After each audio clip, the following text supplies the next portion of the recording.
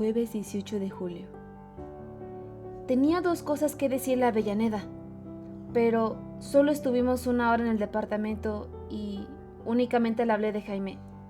No dijo que yo fuera totalmente inocente, y se lo agradecí. Mentalmente, claro, pero yo pienso además que cuando un tipo viene podrido, no hay educación que le cure. No hay atención que lo enderece.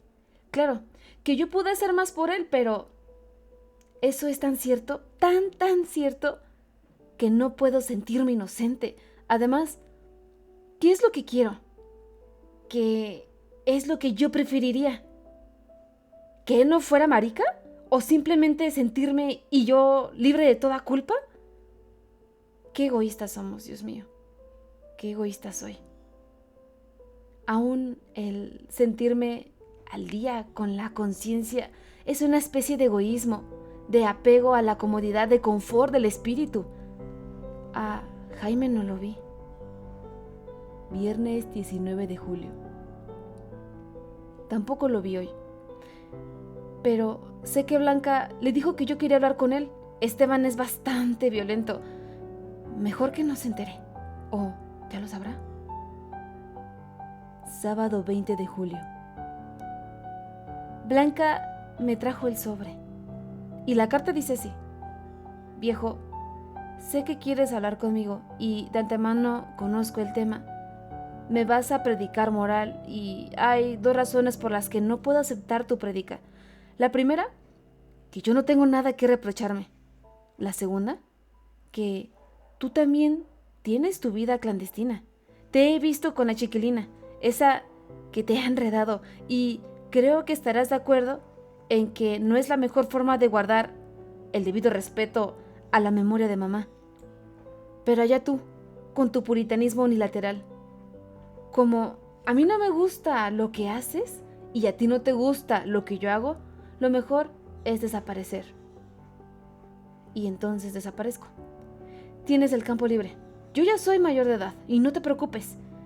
Me imagino además que mi retirada te acercará más a mis hermanitos. Blanca lo sabe todo. Pero por más informes, o dirígete a ella, así que ella lo sabe. Y a Esteban, yo lo enteré en la tarde de ayer, en su oficina.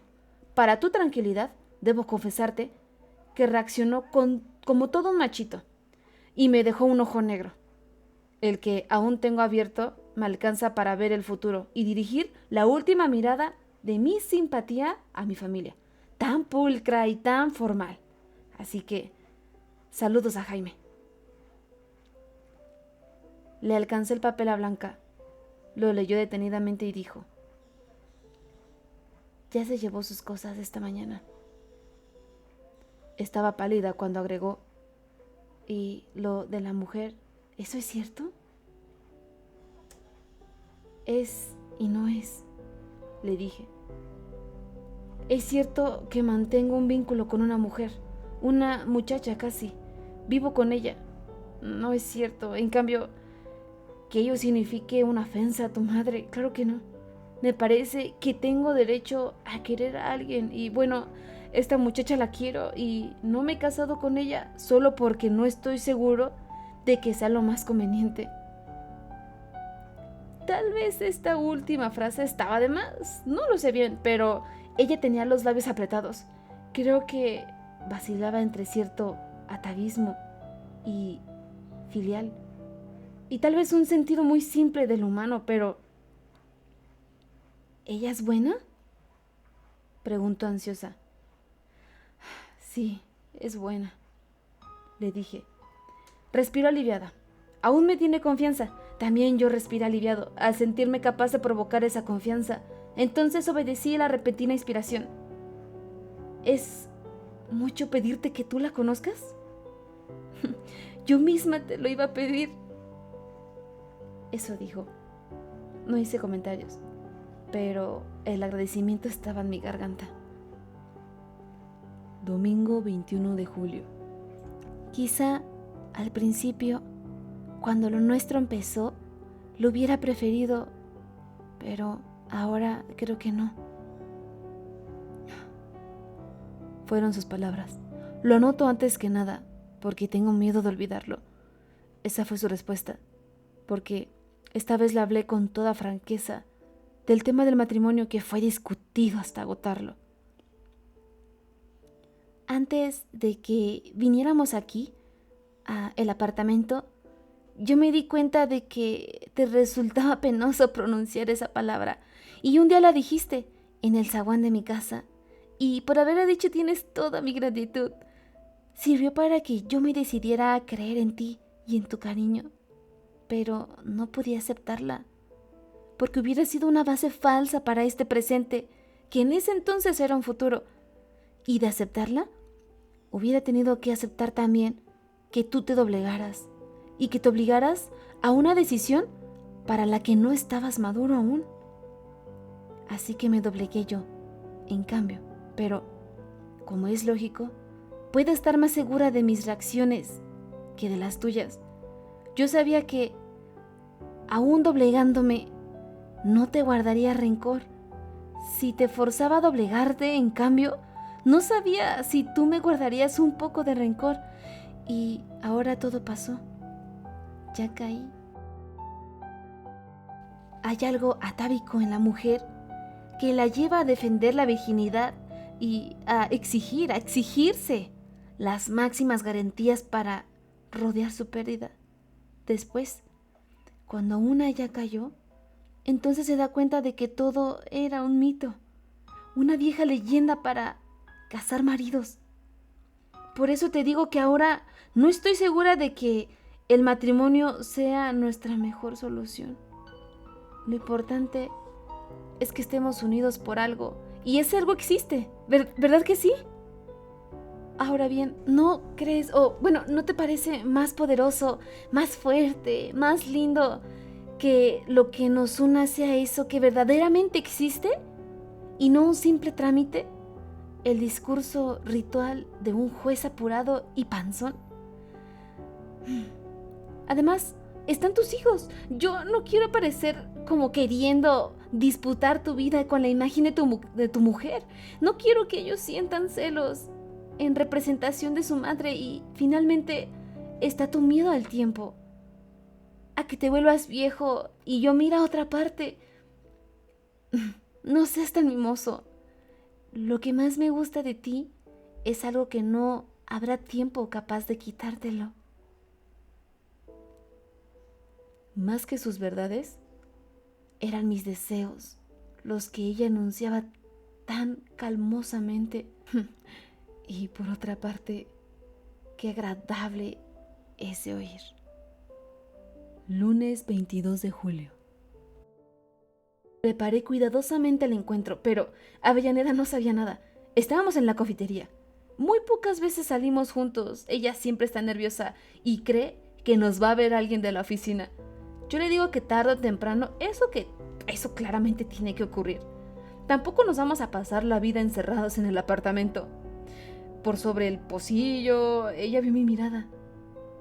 ¿A quién viste? ¿Alguno de allá? Allá es la oficina. No es de allá. Pero es alguien que quiere conocerte. Se puso tan nerviosa que por un momento, arrepentida de haberle provocado esta prueba, siguió el rumbo de mi mirada y le reconoció antes que yo dijese otra cosa. Después de todo, Blanca debe tener algún rasgo mío. La llamé con un gesto. Estaba linda, alegre y simpática. Me sentí bastante orgulloso de mi paternidad. Esta es mi hija Blanca. Avellaneda tendió la mano. Temblaba. Blanca estuvo muy bien. Por favor, tranquilícese. Fui yo quien quiso conocerla. Pero realmente Avellaneda no podía recuperar su equilibrio. Murmuraba terriblemente inquieta. Jesús, no puedo hacerme la idea de que él le haya hablado de mí. No puedo hacerme la idea de que usted haya querido conocerme. Perdóname, debo parecerle no sé qué. Blanca hacía todo lo posible por calmarla. Y yo también, pese a todo, pude advertir que un cabo de simpatía se había tendido entre las dos mujeres. Son casi de la misma edad.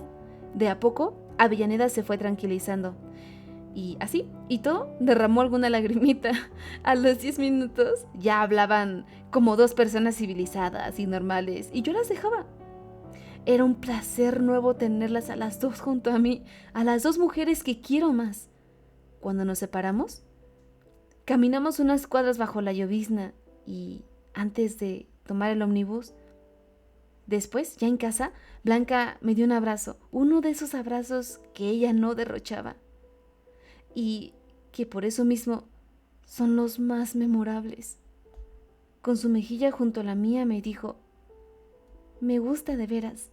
Nunca creí que supieras elegir tan bien, papá. Comí un poco y me fui a la cama. Tengo un cansancio equivalente a un año entero de trabajos forzados, pero ¿qué importa? Martes 23 de julio. No la veía a Avellaneda desde ayer.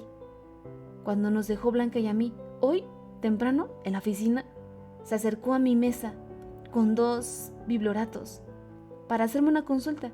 Siempre nos cuidamos durante el trabajo, pero hoy la examiné con atención. Yo quería saber cómo había salido de aquella trampa del que la había preparado, del que la metí. Estaba seria, muy seria, casi sin colorete. Le di las indicaciones.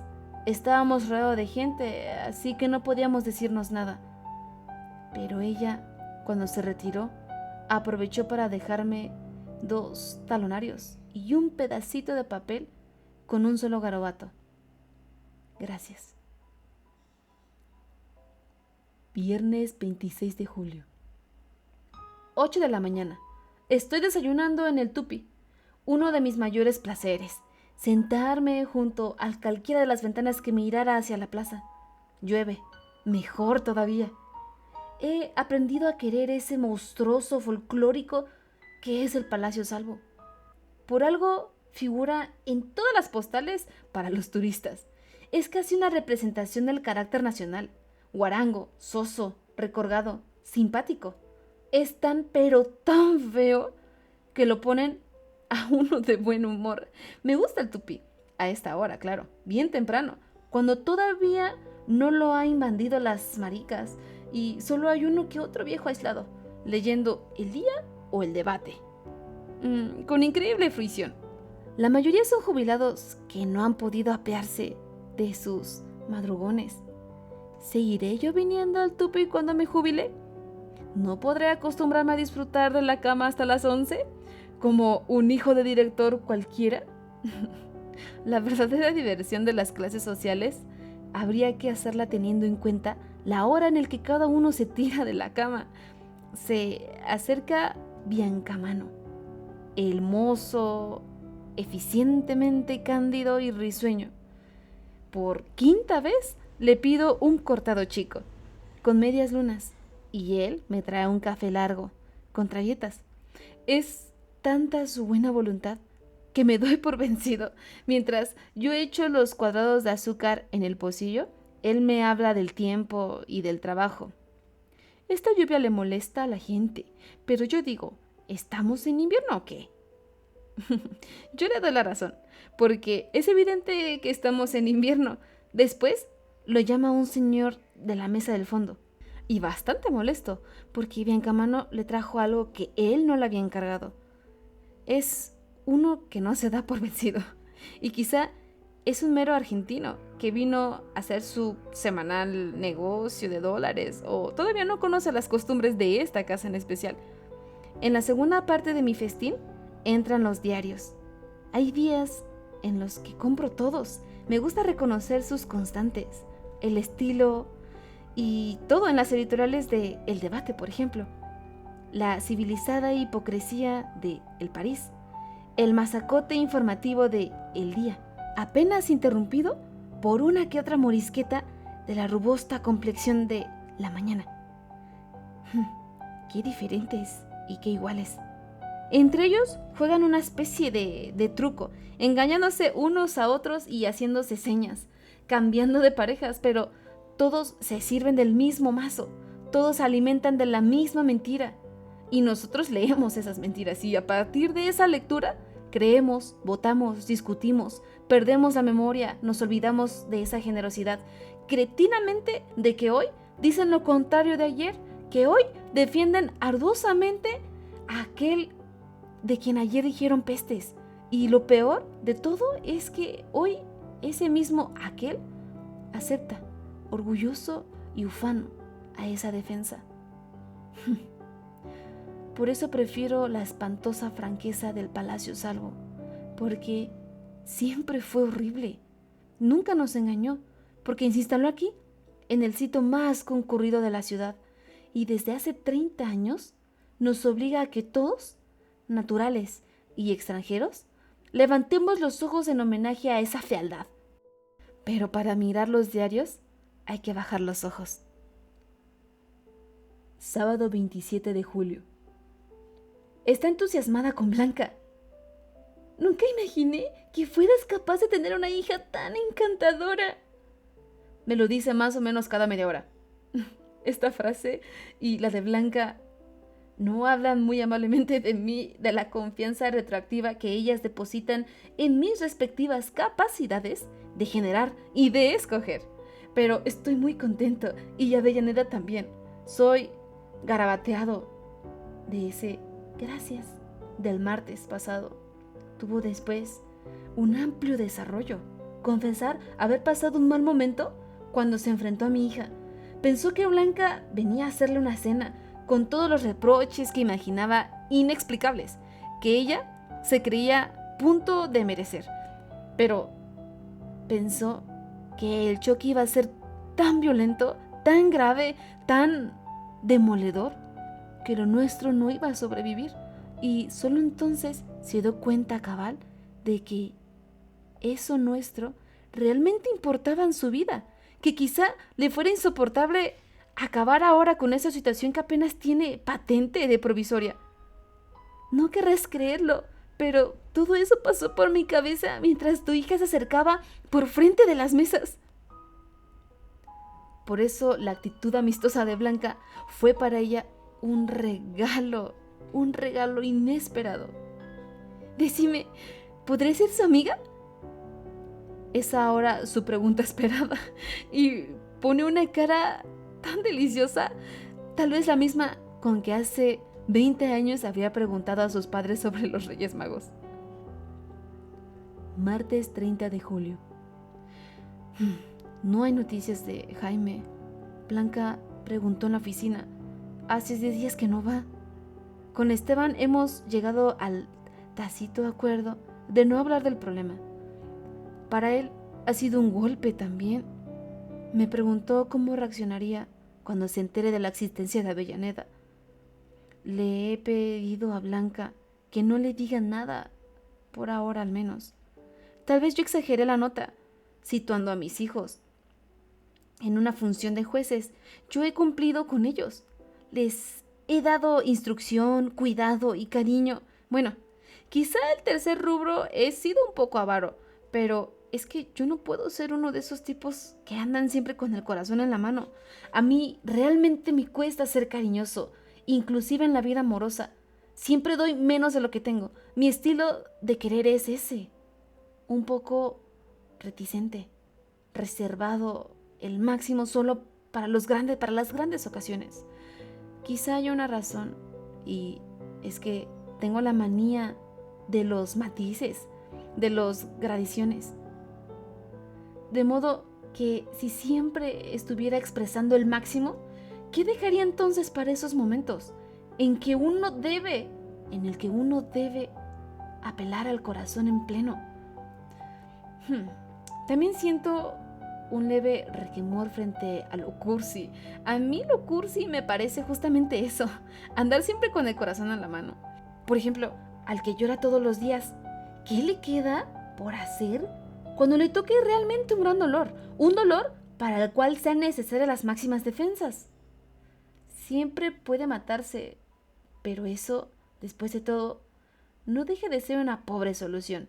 Quiero decir que es más bien imposible vivir en crisis permanente, fabricándose una impresionabilidad que lo sumerja a uno en aquellas agonías.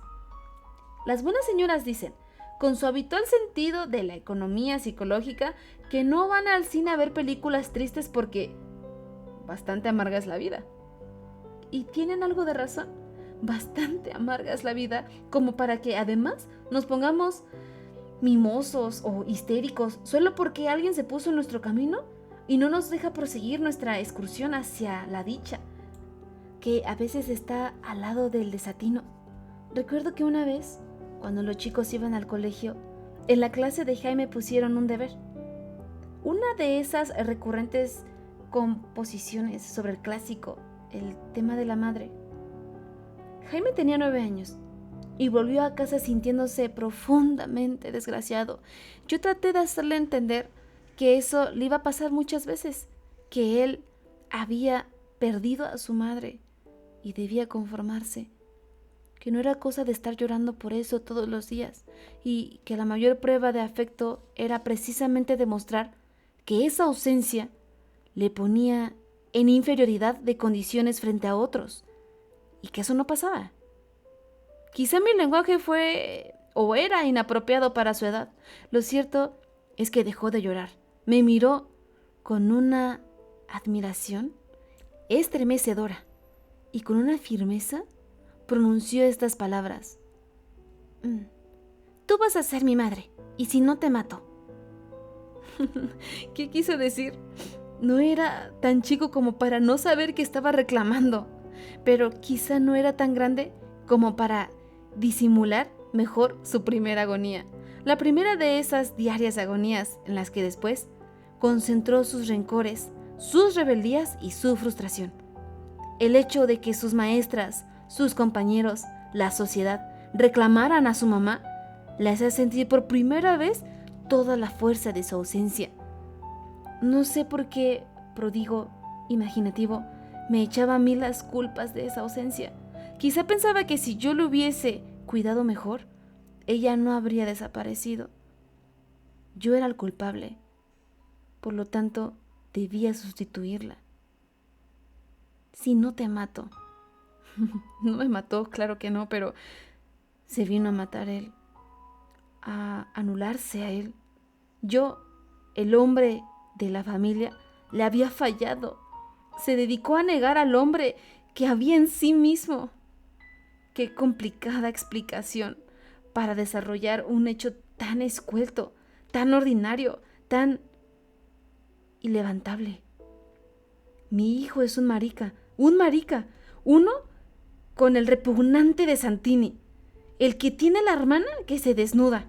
Hubiera preferido que saliera ladrón, que saliera imbécil, quisiera sentir lástima hacia él, pero no puedo. Sé que hay explicaciones racionales y hasta razonables. Sé que hay muchas de esas explicaciones me cargarían a mí con parte de esa culpa, pero ¿por qué Esteban y Blanca crecieron normalmente? ¿Por qué ellos no se desviaron y el otro sí? Justamente el otro, el que yo quería más. Nada de lástima, ni ahora, ni nunca. Jueves 1 de agosto. Me llamó el gerente. Nunca lo pude tragar. Es un tipo maravillosamente ordinario y cobarde. Alguna vez he tratado de representarme en su alma, su ser abstracto, y he conseguido una imagen repulsiva. Ahí donde normalmente va la dignidad, él solo tiene un muñón. La dignidad ortopédica que ahora usa le alcanza empero para sonreír. Y precisamente sonreía cuando entré en el despacho. Una buena noticia. Cuando se restregaba las manos, parecía que me iba a cogotar. Le ofrecen nada más y nada menos que la subgerencia. A la vista estaba que él no compartía la oferta del directorio. Permíteme que lo felicite. Tiene una mano pegajosa, como si acabara de abrir un tarro de mermelada. Claro, que con una condición. Por una vez, la piedra detrás del cangrejo realmente se parece a un cangrejo, sobre todo en ese instante en el que caminaba hacia el costado para salir detrás de su escritorio. La condición es que usted no se jubile hasta dentro de 2 años. ¿Y el ocio? es un lindo puesto la subgerencia, sobre todo para terminar la carrera en la empresa.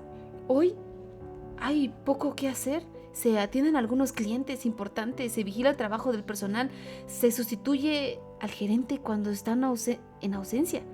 Se dedica uno a aguantar a los directores, a sus chismes horribles, a las señoras de los directores, a sus muestras de enciclopédica ignorancia. Pero, ¿y mi ocio? ¿Cuánto tiempo me da para pensarlo?, pregunté. Era un anticipo de mi negativa. Al cangrejo le brillaban los ojos y dijo: 1 semana. El jueves próximo tengo que llevar la respuesta al directorio. Cuando volvió a la sección, todos lo sabían. Siempre pasa eso cuando las noticias son estrictamente confidenciales. Todos lo saben. Hubo abrazos, felicitaciones, comentarios. Hasta la funcionaria Avellaneda se acercó y me dio la mano. De todas aquellas manos, la suya era la única que transmitía la vida. Sábado 3 de agosto. Lo hablé largamente con ella. Me dice que lo piense bien, que la sugerencia es un puesto cómodo, agradable, respetado y bien pagado. Bueno, lo mismo que yo sé, pero también sé que tengo derecho al descanso y ese derecho no lo vendo por 100 pesos más de sueldo. Quizá tampoco lo vendería aunque la oferta fuera mucho mayor. Para mí, lo esencial ha sido siempre lo que gane me alcance para vivir. Y a mí me alcanza, tengo un buen sueldo.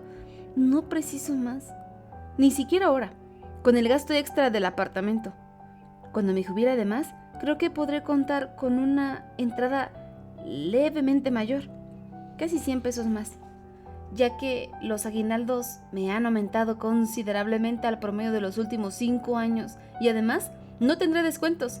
Y claro, deberé afrontar la baja de la moneda, que es la más segura garantía de la inflación. La amenaza es cierta, pero tampoco siento la posibilidad de llevarla a alguna contabilidad más o menos clandestina. Claro que Avellaneda esgrime además otras razones más conmovedoras, menos constantes y sonantes que toda esta sórdida previsión.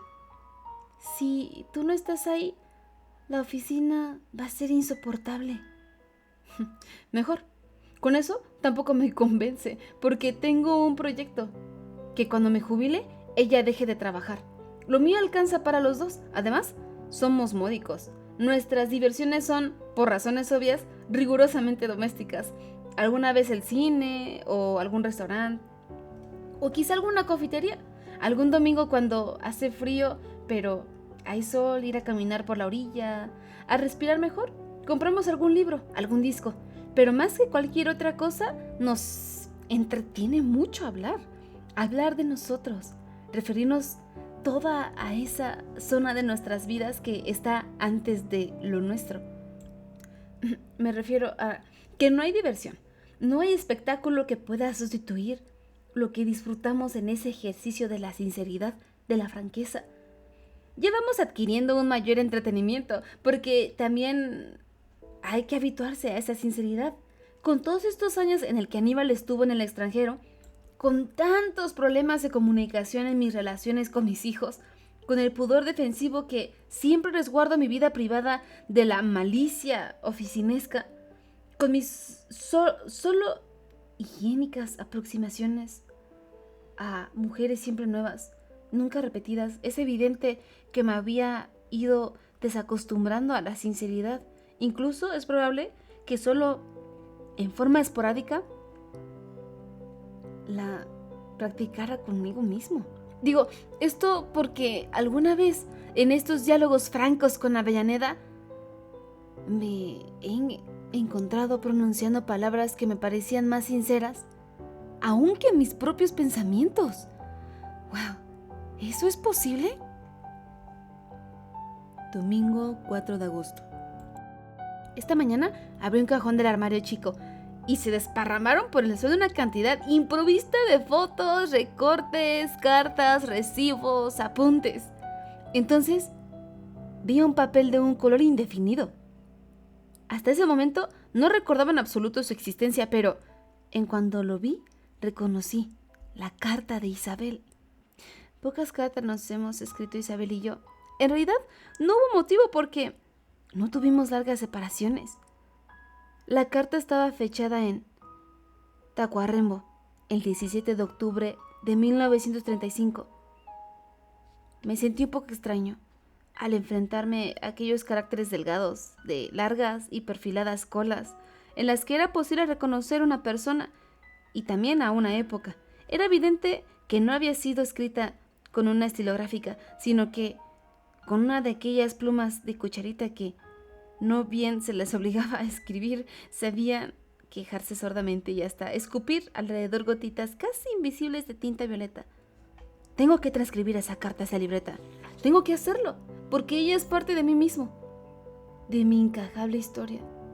Me fue dirigida en una circunstancia muy especial y, además, su relectura me ha desconcentrado un poco, me ha hecho dudar de algunas cosas, incluso diría que me ha conmovido. Esta carta dice así: Querido mío, hace 3 semanas que llegué. Tradúcelo. 3 semanas que duermo sola. ¿No te parece horrible? Tú sabes que a veces me despierto de noche y tengo esa absoluta necesidad de tocarte y de sentirte a mi lado. No sé qué tienes de reconfortante, pero el saberte mío y junto a mí hace que si mi sueño me sienta bajo tu protección. Ahora tengo horribles pesadillas, pero mis pesadillas no tienen monstruos, solo consienten en soñar que estoy sola en la cama sin ti, y cuando me despierto y ahuyento a la pesadilla, resulta que efectivamente estoy sola en la cama sin ti. La única diferencia es que en el sueño no puedo llorar y en cambio cuando despierto lloro. ¿Por qué me pasa esto? Sé que estás en Montevideo, sé que te cuidas y sé que piensas en mí. ¿Verdad que piensas? Esteban y la nena están bien, aunque sabes que tu tía Zulma los mima demasiado. Apróntate a que a nuestro regreso la nena no nos deje dormir por unas cuantas noches. Por Dios. ¿Cuándo vendrán esas cuantas noches? Tengo una noticia. ¿Sabes? Estoy embarazada otra vez. Es horrible decírtelo y que no me beses. ¿O para ti no es tan horrible? Será varón y le pondremos Jaime. Me gustan los nombres que empiezan con J. No sé por qué, pero esta vez tengo un poco de miedo. ¿Y si me muero? Contéstame tan pronto diciéndome que no me voy a morir. ¿Pensaste ya que harías si yo me muero? Tú eres mi mozo y sabrás defenderte. Además encontrarás enseguida otra mujer y estoy espantosamente celosa de ella. ¿Viste qué neurótica estoy? Es que me hace mucho mal no tenerte aquí. Y que no me tengas ahí es lo mismo. No te rías. Siempre te ríes de todo aún. Cuando no se trate de nada gracioso y no te rías, no seas malo. Escríbeme diciendo que no voy a morirme. Ni siquiera como alma en pena podría dejar de extrañarte. Ay, antes de que me olvide, háblale por teléfono a Maruja para hacerle acordar de que el 22 es cumpleaños de Dora. Que la saludé por mí y por ella. La casa está muy sucia. Fue a limpiar la muchacha que me recordó Cilia. Cuidado con mirarla demasiado, ¿eh? Tu tía solo está feliz de tenerte aquí, de tener aquí a los nenes. Y tu tío Eduardo, no te digo nada. Los dos me hacen grandes cuentos de ti cuando tenías 10 años y venías a pasar aquí tus vacaciones. Parece que te hiciste famoso. Tus respuestas para todo. Un muchacho bárbaro, dice tu tío Eduardo. Yo creo que sigues siendo un muchacho bárbaro. Aunque cuando llegas cansado de la oficina, tienes los ojos con un poco de resentimiento y me tratas con ligereza y a veces con rabia, pero de noche lo pasamos bien, ¿no es cierto? Hace 3 días que está lloviendo y me siento junto al balcón de la sala y miro la calle, pero la calle no pasa ni un alma. Cuando los nenes están durmiendo, Voy al escritorio de tío Eduardo y me entretengo con el diccionario hispanoamericano. Aumenta a ojos vistas mi cultura y mi aburrimiento. ¿Será niño o niña? Si fuera niña, puedes elegir el nombre, siempre y cuando no sea el honor. Pero no, va a ser varón. Y se llamará Jaime y tendrá una cara larga como la tuya. Y será muy feo y tendrá mucho éxito con las mujeres. Mira, me gustan los hijos, los quiero mucho, pero lo que más me gusta es que sean hijos tuyos. Ahora llueve frenéticamente sobre los adoquines y voy a hacer el solitario de los 5 montones. El que me enseñó Dora, ¿te acuerdas? Si me sale, es que no voy a morir de parto. Te quiere, te quiere, te quiere, te quiere tu Isabel. Postdata. Salió el solitario. ¡Hurra! En 22 años de distancia, qué indefenso parece este entusiasmo.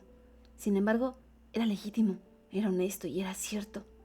Es curioso que la relectura de esta carta haya vuelto a encontrar el rostro de Isabel. Ese rostro que, a pesar de todos mis olvidos, estaba en mi memoria. Yo lo hallé a partir de esos. Tú, de esos, puedes, de esos, tienes. Porque Isabel nunca hablaba de vos. Y no por convicción, sino meramente porque, por costumbre, o quizá por manía, leí esos tú y enseguida pude reconstruir la boca que los decía. Y en Isabel la boca era lo más importante de su rostro. La carta es como ella era, un poco caótica, en permanente vaivén del optimismo y al pesimismo, y viceversa, siempre alrededor del amor en la cama, llena de temores. Pobre Isabel. El hijo fue varón, y sí, se llamó Jaime, pero ella murió de un ataque de eclampsia pocas horas después del parto. Jaime no tiene una cara larga como la mía. No es nada feo, pero su éxito con las mujeres es provisorio, además inútil. Pobre Isabel. Creía que, sacando al solitario, ya había convencido al destino y únicamente lo había provocado. Todo está tan lejano, hasta el marido de Isabel, el destinatario de esas cartas de 1935 que era yo mismo, hasta ese también, hasta ahora lejos. No sé si para bien o para mal. Ese, no te rías, me dice y me repite. Y era cierto, yo me reía en ese entonces muy seguido y a ella le caía mal mi sonrisa y mi risa. No le gustaban las arrugas que se me formaban junto a los ojos cuando me reía, ni encontraba graciosa la causa de mi risa, ni podía evitar sentirse molesta y agresiva cuando yo me reía. Cuando estábamos con otra gente y yo me reía, ella me miraba con unos ojos de censura que anticipaban el reproche posterior para cuando estábamos solos. No te rías, por favor, quedas horrible. Cuando ella murió, la risa me cayó de la boca y anduve casi un año agobiado por 3 cosas: el dolor, el trabajo y los hijos. Después volvió el equilibrio, volvió el aplomo, volvió la calma. Pero la risa no volvió. Bueno, a veces me río, claro, pero por algún motivo especial o porque consistentemente quiero reírme. Y esto es muy raro. En cambio, aquella risa que era casi un tic, un gesto permanente, esa no volvió. A veces pienso que es una lástima que no esté Isabel para verme tan serio. Ella hubiera disfrutado mucho con mi seriedad actual, pero tal vez si Isabel estuviera aquí conmigo, no me habría curado de la risa. Pobre Isabel. Ahora me doy cuenta de que hablaba muy poco con ella. A veces no encontraba de qué hablar en realidad. No había entre nosotros muchos temas comunes, aparte de los hijos, los acreedores y el sexo. Ya eran bastante elocuentes nuestras noches. ¿Eso era el amor?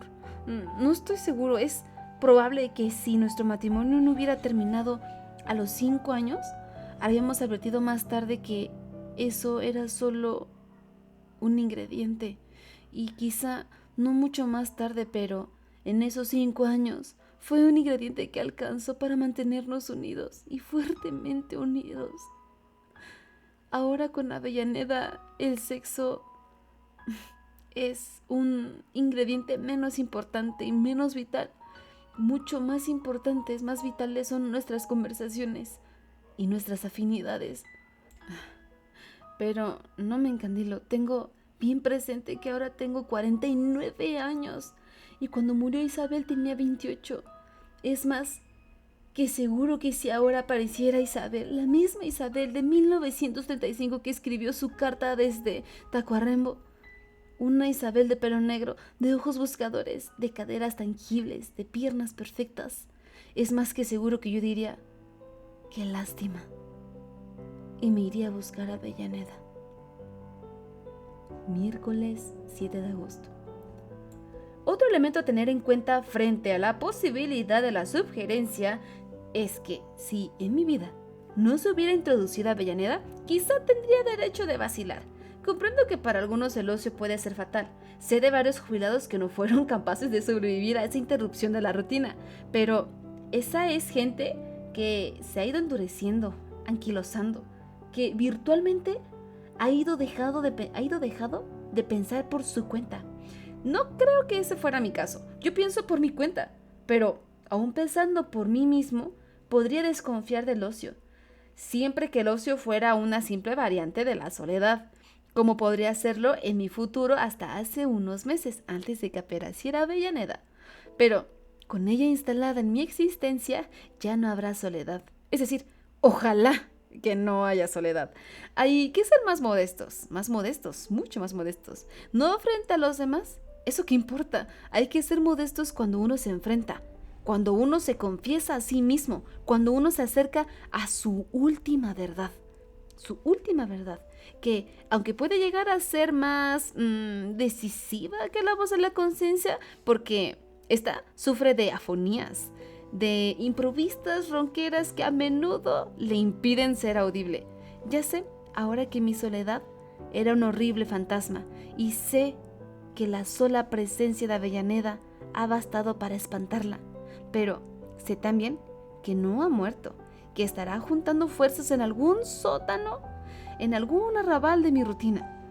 Por eso, y solo por eso, me apeo de mí suficiencia y solamente me voy a limitar a decir ojalá. Jueves 8 de agosto. ¡Qué alivio! Ya contesté que no. El gerente sonrió satisfecho porque yo no le gustaba como colaborador y también porque mi negativa le serviría para crear una retroactividad de las buenas razones de por qué seguramente habría esgrimido para oponerse a mi ascenso. Lo que yo decía es un hombre terminado, un hombre que no quiere lucha.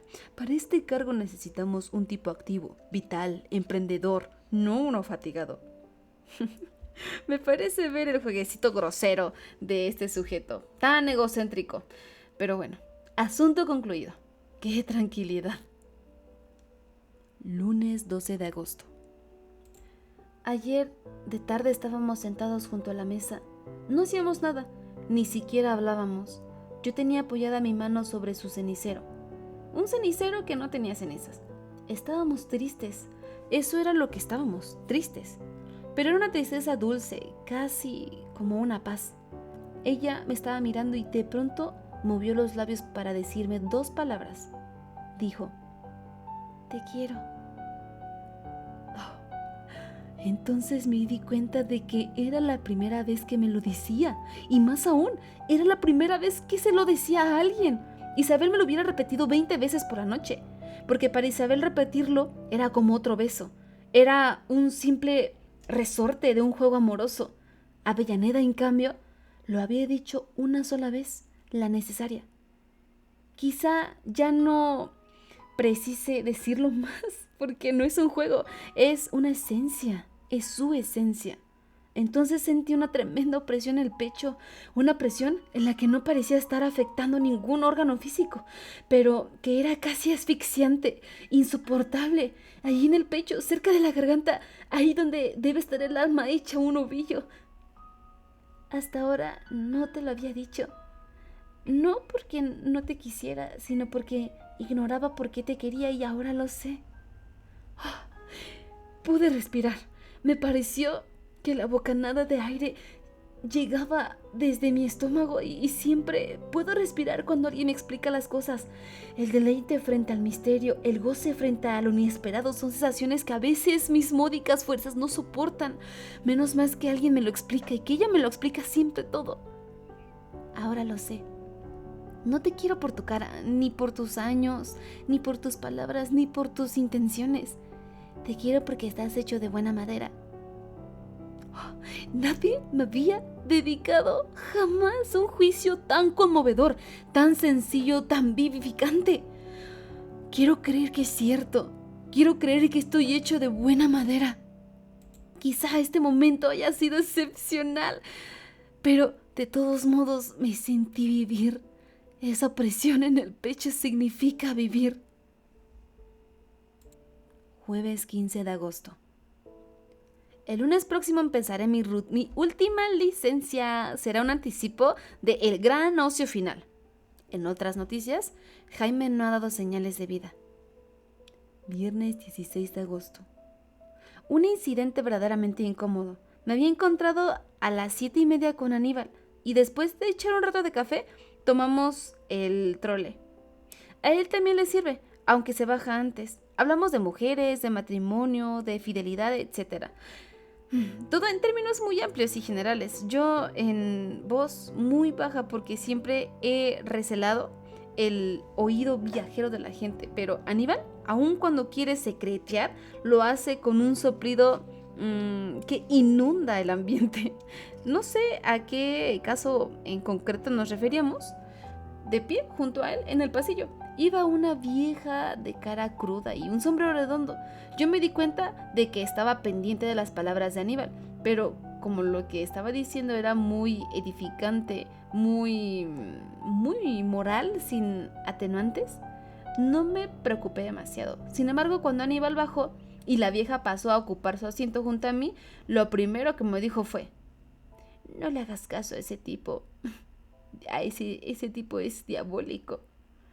Y antes de que yo articulara algo, ¿cómo dijo? Un tipo verdaderamente diabólico. Son esos los que arruinan los hogares. Ustedes los pantalones. ¿Con qué facilidad condenan a las mujeres, eh? Mire, yo le puedo asegurar que cuando una mujer se pierde, siempre hay un hombre ruin, cretino, denigrante, que primero le hizo perder la fe en sí misma. Hablaba bastante fuerte para ser vieja. Todas las cabezas empezaron a darse vuelta para rastrear quién era el destinatario de semejante responso. Yo me sentía como un insecto y la vieja seguía: yo soy batllista, pero contraria al divorcio. El divorcio es lo que está matando a la familia. ¿Sabe en qué va a pasar ese tipo diabólico que lo acompañaba? ¿No lo sabe? Pues yo sí lo sé. Ese tipo va a parar a la cárcel o se va a matar. Y lo bien que haría, porque yo conozco hombres a los que habría que quemarlos vivos. De repente, la insólita imagen de Aníbal chamuscándose en la hoguera fue lo que vi. Solo entonces tuve aliento para responder. Y dígame, señora, ¿por qué no se calla? ¿Usted qué sabe del problema? Lo que aquel señor venía diciendo es justamente lo contrario de lo que usted entendió. Y la vieja dijo: fíjese en las familias de antes. Y ahí sí había moral. Usted pasaba el atardecer frente a los hogares y veía sentado a la vereda al esposo, la esposa, los hijos, todos juicios y dignos, bien educados. Eso es felicidad, señor. Es que no solo se trata de que la mujer se pierda, que la mujer se entregue a la mala vida, porque en el fondo una mujer es mala, ¿sabe? Y cuando me gritaba eso, agitando el índice, El sombrero se le desacomodó un poco hacia la izquierda. Confieso que esa imagen era ideal de la felicidad. Con toda la familia sentada en la vereda, no llegaba a conmoverme demasiado. Usted no le haga caso, señor. Usted ríase. Eso es lo que tiene que hacer. ¿Y por qué no se ríe usted en vez de ponerse tan furiosa? La gente ya había empezado a hacer comentarios. La vieja tenía sus partidarios y yo los míos. Cuando digo yo, quiero decir ese enemigo hipotético y fantasmal contra el cual la señora descargaba sus improperios. Está bien, pero tenga en cuenta que soy badgista, pero contraria al divorcio, ¿eh? Entonces, antes de que reiniciara su discurso, pedí permiso y me bajé 10 cuadras antes de mi destino.